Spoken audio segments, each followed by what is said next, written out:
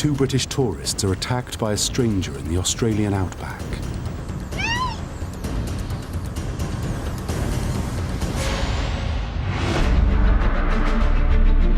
The incident triggers one of the biggest investigations in Australian criminal history. But there's no trace of the attacker, no murder weapon, and no body. Is very much a needle in a haystack situation. I don't think things could look any blacker. Within days, one of the victims has the finger of suspicion pointed straight at her. What was this woman hiding was the question that people were asking.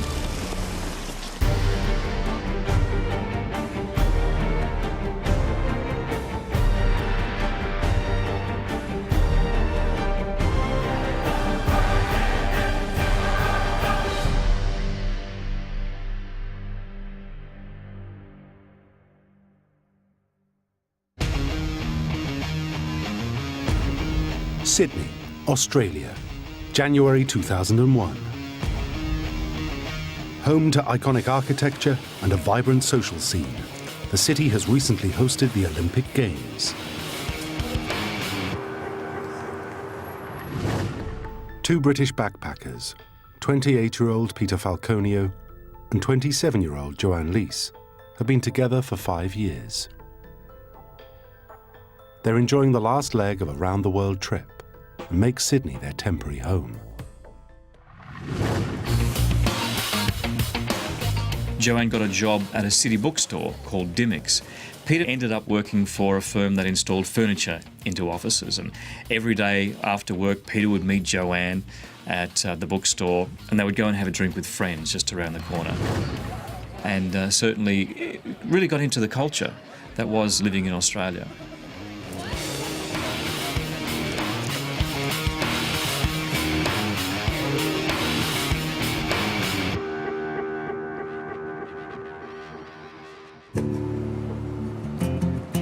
After 6 months in the bustling city, the couple head off for a change of scenery. Their next stop, Australia's beautiful but barren interior, the Outback. Travelling in the Outback does have its inherent dangers because it is so isolated. If your vehicle breaks down and you are stuck in searing heat, it can be a very serious situation indeed, let alone the fact that there is no contact with anybody else. So if indeed you do come across perhaps some unsavoury characters, you have no opportunity of assistance unless there is other passing traffic. That's very rare in that part of Australia. On the afternoon of the 14th of July 2001, the couple leaves Alice Springs, a frontier town in the heart of the Outback. They left Alice Springs, travelled north, stopped at a place called Tea Tree to admire the sunset, and by Joanne's own account they stopped, had a few drags on a joint and then continued on.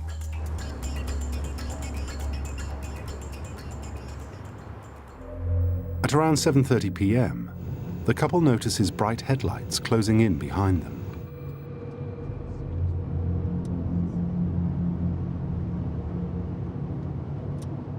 Peter slows to let the vehicle overtake them, but it stays on his tail. Later, Joanne recalls what happened next. Peter and I assumed from his gestures that there was a mechanical fault, possibly with our exhaust, and we'd experienced that throughout our travels, so we thought, yeah, okay. And we didn't want to break down in the middle of nowhere. Joanne gave a detailed account of the incident to police. The driver signalled to Peter, the driver of the car at the time, to pull over, which they did. There was some discussion about whether the safety of that.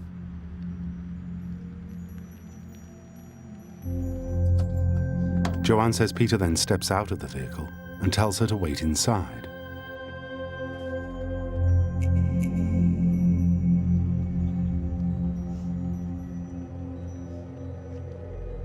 Pete was saying, oh, cheers mate, thanks for stopping. Oh, you've seen sparks come out of our exhaust.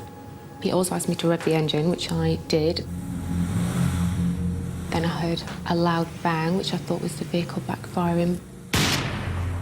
Joanne turns for the door, and suddenly finds the stranger standing right beside the driver's window with a gun. I just couldn't believe that this was happening and feared for my life. I was terrified. Joanne remembers the man telling her to lean forward and securing her hands behind her back with cable ties.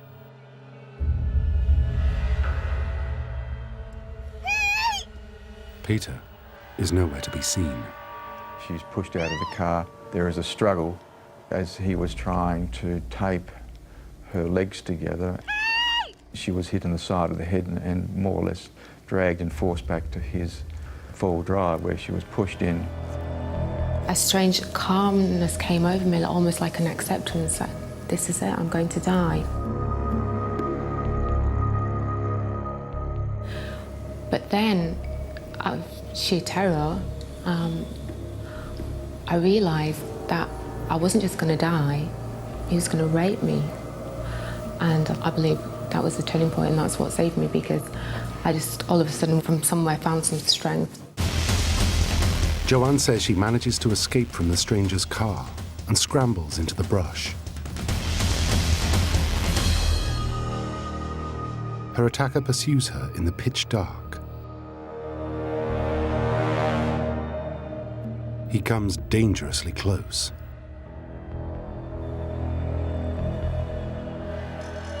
But isn't able to find her. Eventually, he gives up.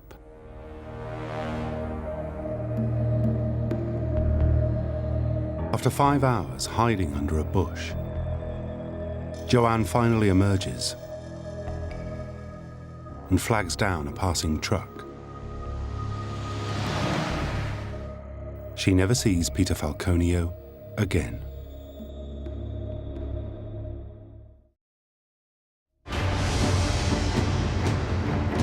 Joanne's account to police sparks one of the biggest manhunts in Australian history. Roadblocks are set up, and aerial and motorcycle teams scour the bush.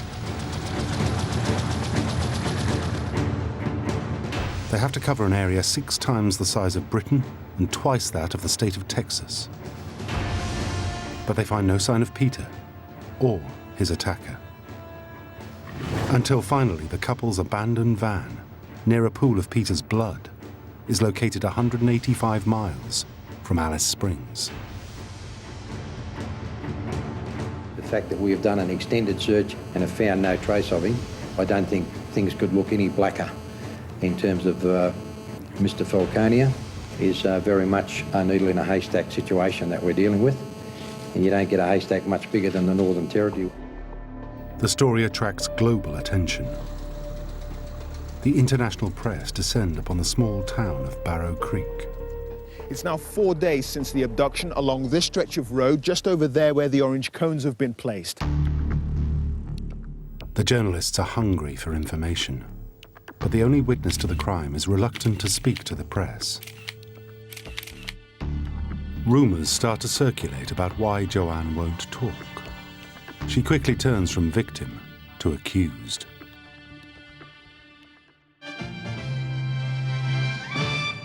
To some, her story seemed almost too incredible to be true. To have someone claim that they were stopped in the middle of the desert and that their boyfriend had gone missing, not sure how or why, and that someone was pushing around in the desert, it was quite unbelievable.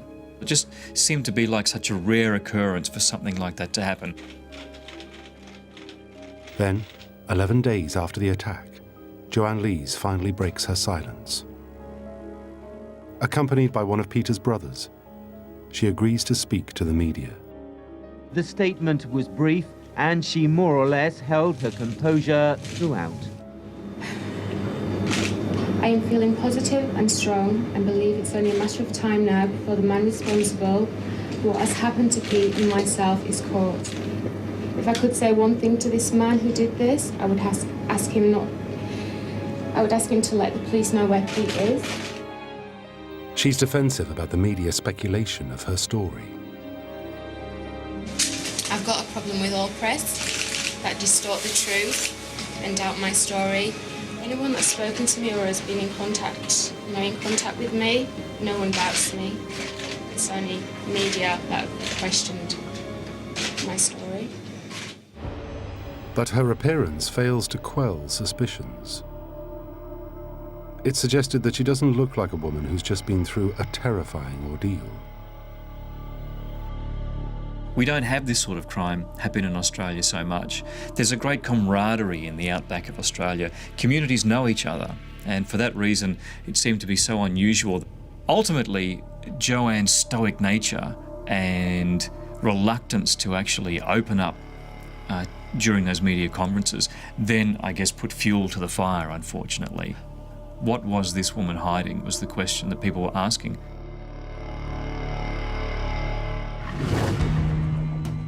Then, 3.5 weeks after the attack, there's a development.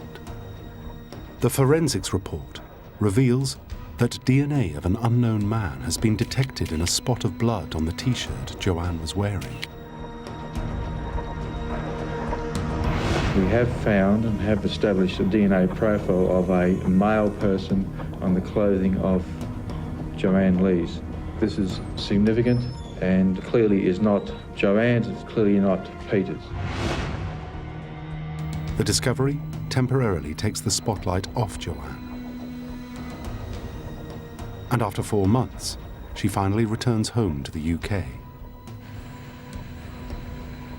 But the identity of the man whose DNA has been found on her clothing remains a mystery.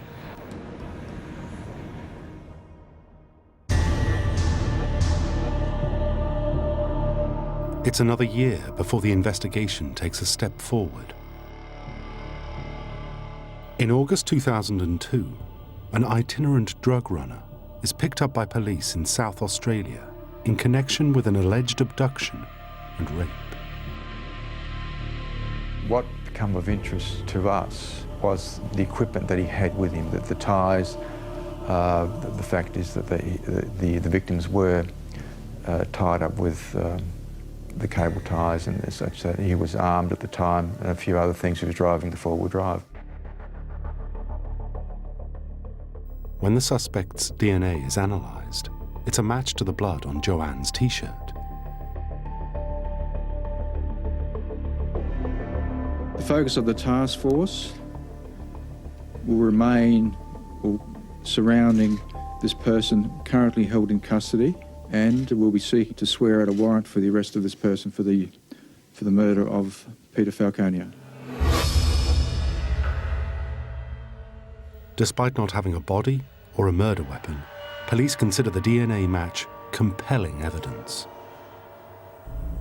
And Bradley John Murdoch is charged with the murder of Peter Falconio on the 14th of November, 2003.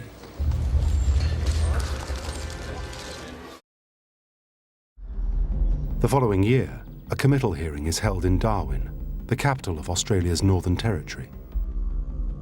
It will determine if there's a sufficient case to go to trial.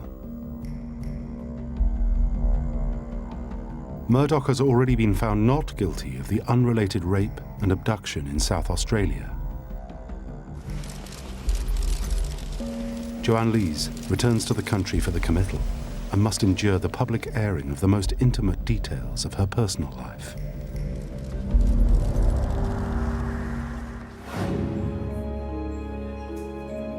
At the hearing, to the fascination of the press, it's revealed that while she lived with Peter Falconio in Sydney, she had a relationship with another man, Nick Riley.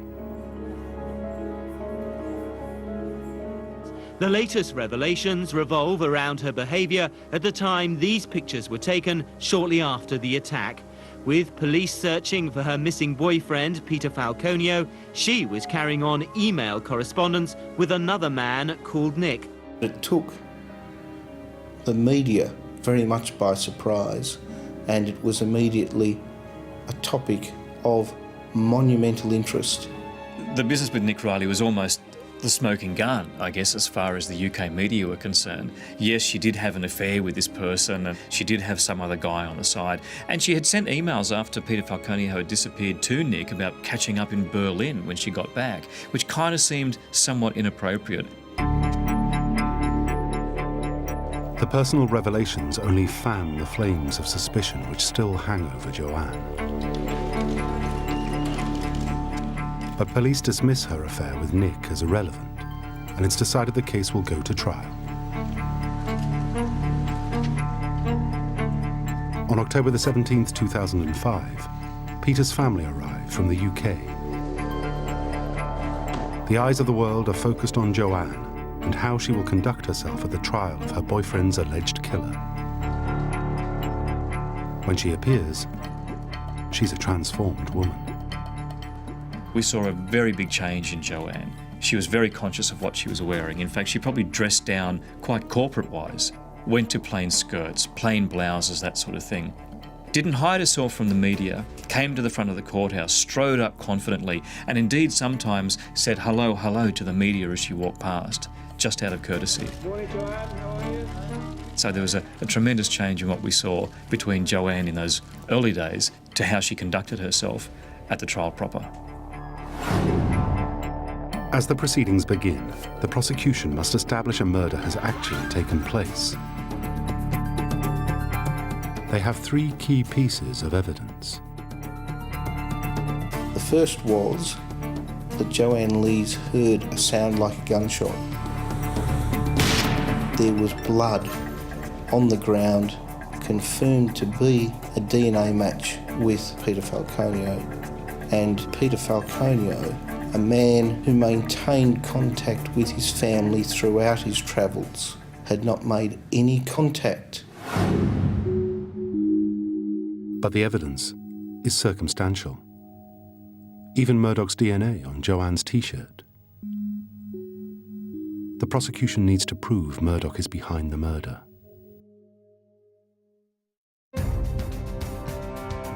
They present further evidence.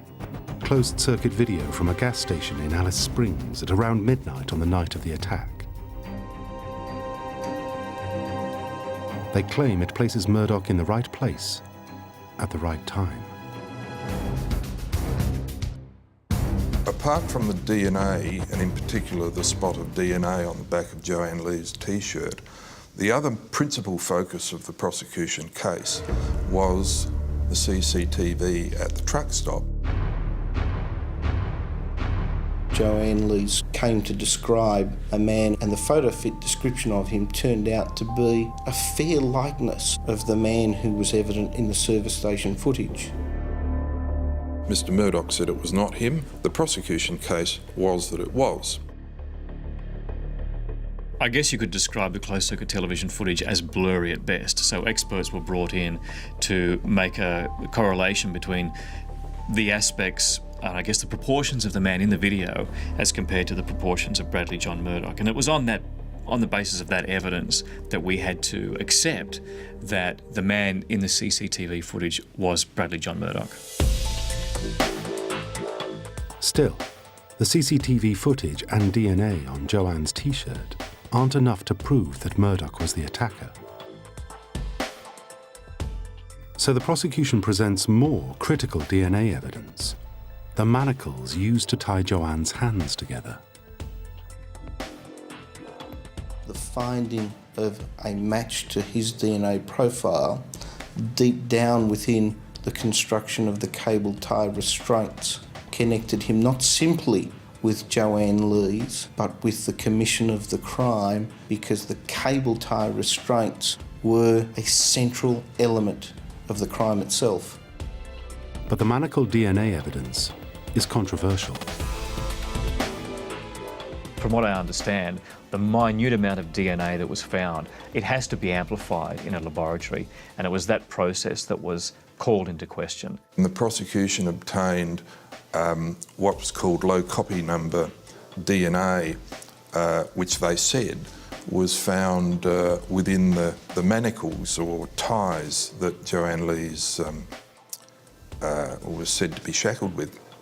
As far as I'm aware, this was the first time when the technique was used in a criminal trial in Australia, and certainly the first time it was used in a murder trial. It is a technique that was developed by several leading pioneers in the area of forensic DNA analysis. In cross-examination, the defence challenges the accuracy of the technique, known as low copy number analysis. There have been other cases around the world where low copy number DNA had been used and had not been accepted as evidence because there were so many questions around it. But in this case, it was accepted. The presiding judge made no ruling one way or the other, but simply, like he did in many issues of contention, he warned and cautioned the jury with regard to the weight of certain evidence, and it became a jury question. The prosecution rests its case. Despite the compelling evidence, the defence believes they can strike back with a killer blow. They focus on Joanne's original account to police. She claimed Murdoch had tied her hands behind her back. But the driver who picked her up on the road after the attack says her hands were tied in front of her body. The defence was saying, look, it's impossible for you to move your hands from the back of you to the front of you. During the cross-examination, the point was raised and Ms. Lees came to say that she could give a demonstration of this capacity. So there was an adjournment at the end of the defence's questioning. She went out to another room. She put on a pair of track pants, tied her hands behind her back with a tie from somebody's suit. Then she was sat in the witness chair again while everyone filed back into the court with her hands tied behind her back. It was like time had stood still for her at these points, so she was under a lot of pressure. She sat down on the ground, moved her hands from behind her to in front of her, and that was the end of it. It's a major turning point in the trial. Finally, people believe Joanne's account of what happened.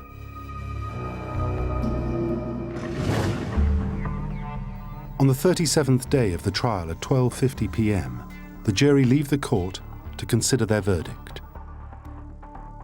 Joanne waits with the Falconio family.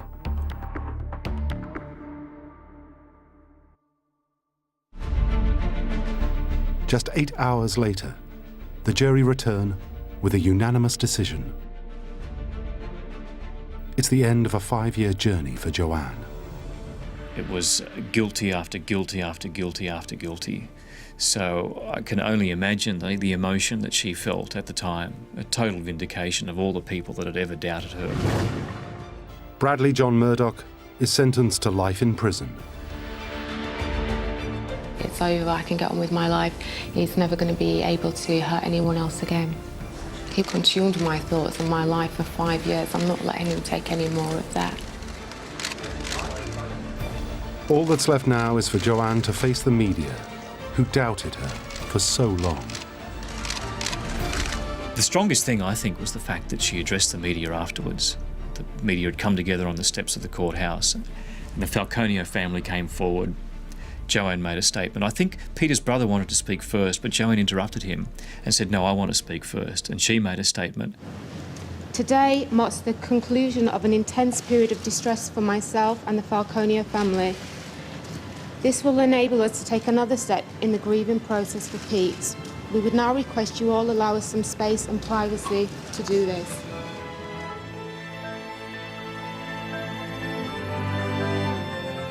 That was a very strong moment. It was like years of work that not only Joanne had done, but the Falconios had lived through, and all the journalists that were there. It was kind of like all of a sudden this had come to a crescendo. Still, one question hangs over the verdict. Where is Peter's body? We are pleased with the verdict. However, this will not bring Peter back. This has been a very long and difficult period for all of us. And the most important thing to my family now is to find Peter's body. In terms of finding Peter Falconio's body, it's certainly got to be almost impossible. When Bradley John Murdoch left the site of the crime, he went back to Alice Springs and then he drove across the country to Broome.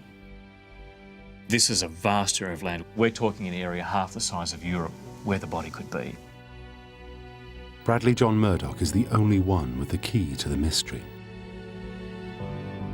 He's never admitted his guilt. He's never given any sort of indication that he was responsible and indicated where he has disposed of Peter's body.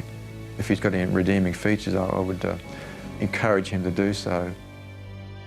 Today, Murdoch continues to proclaim his innocence.